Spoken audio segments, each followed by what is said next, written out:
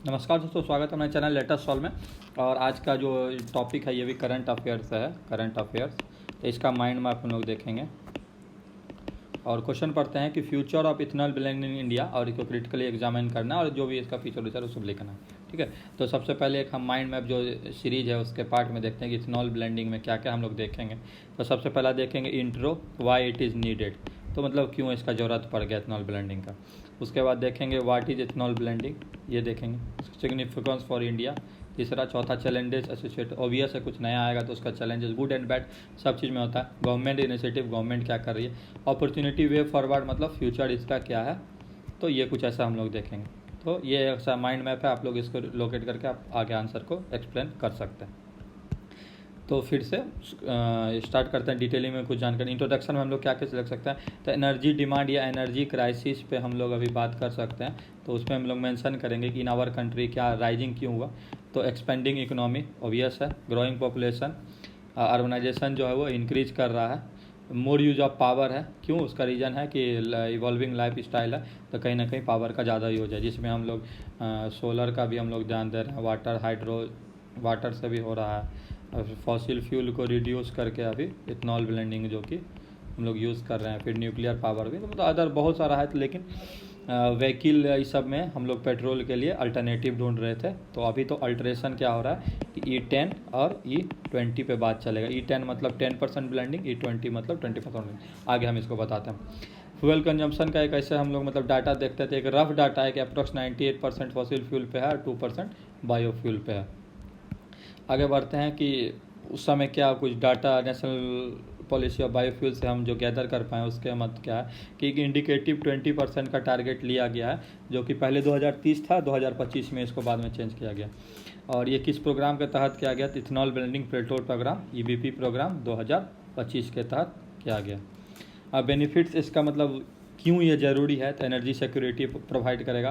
Farmers का मतलब income बढ़ जाएगा, तो उसका पार्टिसिपेट इन इकोनॉमी, यहाँ से ये लाइन ले सकता है। और कार्बन एमिशन रिड्यूस होगा, तो ये भी ये बेनिफिट्स है। तो पहला क्वेश्चन था कि इंट्रोडक्शन में वाई इट इज़ नीडेड, तो उसका ये सॉल्यूशन था। नेक्स्ट पार्ट में जाते हैं कि व्हाट इज़ इथेनॉल ब्लेंडिंग। तो इथेनॉल ब्लेंडिंग क्या है, सबसे पहले हम लोग जान लेते हैं कि ये क्या है। सबसे पहले जान लेते हैं कि इथेनॉल क्या है, इथेनॉल कैसे आता है। इथेनॉल के लिए by product obtained during the processing of sugar to sugar cane, क्या है बाय प्रोडक्ट आता है। उसके लिए और कहाँ से प्रोड्यूस हो सकता है, मेज से हो सकता है, राइस हस से हो सकता है, और ETC बहुत अदर चीज़ से भी हो सकता है। तो अभी का जो मतलब अब समझते हैं कि ये ब्लेंडिंग क्या कि जैसे E10 और E20 का बात करेंगे, तो E20 में क्या है कि 10% पेट्रोल के साथ इथेनॉल मिलाएंगे, और 90% इसमें क्या होगा, 90% पेट्रोल रहेगा और 10% इथेनॉल रहेगा। इसमें 80% पेट्रोल रहेगा और 20% इथेनॉल रहेगा। तो ये ब्लेंडिंग है। और क्या कहते हैं कि अभी तो प्रेजेंट में 10% ब्लेंडिंग चल रहा है। Originally target was achieve 20% by 30, तो पहले भी बताए थे कि पहले क्या था 2030 तक अचीव करना था, पर deadline was push back to 2025। तो अभी एम क्या है, E20 टारगेट क्या हो जाएगा मेरा 2025 हो जाएगा। और ये एक नीति आयोग का जो इथेनॉल रोड मैप रिपोर्ट है उसके कारण ये रिड्यूस करके अब 2025 बात यहाँ मैंशन करें। सिग्निफिकेंस फॉर इंडिया में क्या है, adopted to reduce vehicle exhaust emission, obviously है कि कार्बन इमिशन का जो है वो डिक्रीज होगा, तो कहीं ना कहीं ये फ़ायदा होगा। एक इंपोर्ट रिपोर्ट देखते हैं जो 2020 इसमें कि हम लोग का जो ऑयल का इंपोर्ट रिपोर्ट है ये इतना मिलियन टन है, ठीक है 185 मिलियन टन। लेकिन अगर हम लोग E20 यूज़ करना शुरू कर देते हैं तो क्या होगा कि $4 बिलियन का जो हम लोग का सेविंग्स हो जाएगा। तो कहीं ना कहीं इकोनॉमी जो है वो बूस्टअप होगा, फॉरेन एक्सचेंज को है वो घटेगा, ठीक है। Reduction in net carbon emission, CO2, CO और हाइड्रोकार्बन, तो इसमें रिडक्शन होगा।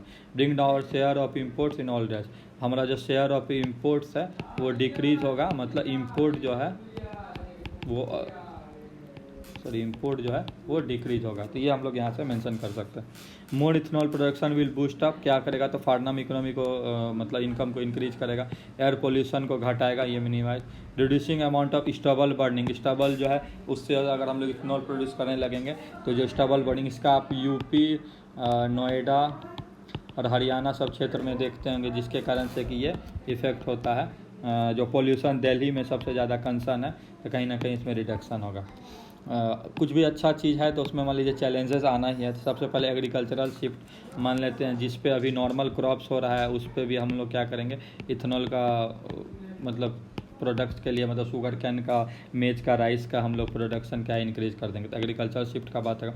Increase in sugar cane production, obvious बात है कि शुगर कैन से शुगर जब बनता है तो ये बाय प्रोडक्ट आता है इथेनॉल, तो ये इसका इंक्रीज होगा। एक मेड इन इंडिया समिट हुआ था, ये रिपोर्ट के अनुसार कहा गया कि यहाँ पर भी इनकरेज किया गया है मोर कॉर्न प्रोडक्शन के लिए, क्योंकि इससे भी हम लोग क्या है कि इथेनॉल बना सकते हैं। तो ये जो 2022 में हुआ उसका ये मतलब ये एक मेजर डिस्कशन का टॉपिक रहा। और क्या चैलेंजेज आएगा, स्टोरेज का आएगा, क्योंकि अभी जो भी है अभी 5% मान लीजिए ब्लेंडिंग में क्या कर रहा है, 140 से लगभग मान लीजिए 200 मिलियन टन। तो रिज़र्व जो है वो बढ़ाना होगा, जो कि अभी सफिशिएंट नहीं है इंडिया के पास रिजर्व। तो स्टोरेज क्या है कि एक कंसर्न का विषय होगा। और इसका रिज़र्व को हम लोग कहते हैं बायोफ्यूल रिज़र्व, रिफाइनरीज। तो क्या है, ये नया बनाना होगा। तो ये कंसर्न का विषय स्टोरेज के लिए। दूसरा फूड इनसिक्योरिटी एक कंसर्न रह जाएगा, क्योंकि देखिए कि जो भी फीड स्टॉक है उसका हम लोग अभी खिला पिला देते हैं वो काट के, अगर उससे हम लोग इथेनॉल बनाने लगेंगे तो एनिमल के लिए जो खाना है उस पर इफेक्ट पड़ सकता है। नॉर्मल क्या बहुत सारा क्रॉप लोग नॉर्मल छोड़ के इसको इनकम के लिए उगाना शुरू करेगा, तो नॉर्मल क्रॉप का जो ग्रोथ है वो कहीं ना कहीं इफेक्ट होगा। तो इसके लिए कुछ ऐसा मतलब अच्छा एक उपाय ढूंढना होगा, जाके फूड इनसिक्योरिटी नहीं हो बाद में। एक और चैलेंजेस जो है इनस्टेबिलिटी ऑफ इथेनॉल मूवमेंट। एक इंडस्ट्रीज डेवलपमेंट रेगुलेशन एक्ट 1951 में लाया था, जिसको कि सभी स्टेट अभी क्या कर रहा है कि does not follow this act. तो उसमें क्या हो रहा है कि एक स्टेट से दूसरा स्टेट 1 से स्टेट 2 जाने में क्या है, इसका जो भी इफेक्टिव कॉस्ट आएगा या जो इफेक्टिव कंडीशन आएगा, तो उसके लिए कोई एक नया न्यू रूल या लाना पड़ेगा। और भी दिक्कत क्या है कि नॉर्थ ईस्ट स्टेट में क्या है कि ज़्यादा फीड स्टॉक और इंडस्ट्रीज नहीं है, तो वहाँ इथेनॉल प्रोडक्शन जो भी है वो इफेक्टिव, वहाँ इन्वेस्टर को कैसे हम लोग मतलब अट्रैक्ट करेंगे, ये मेजर रोल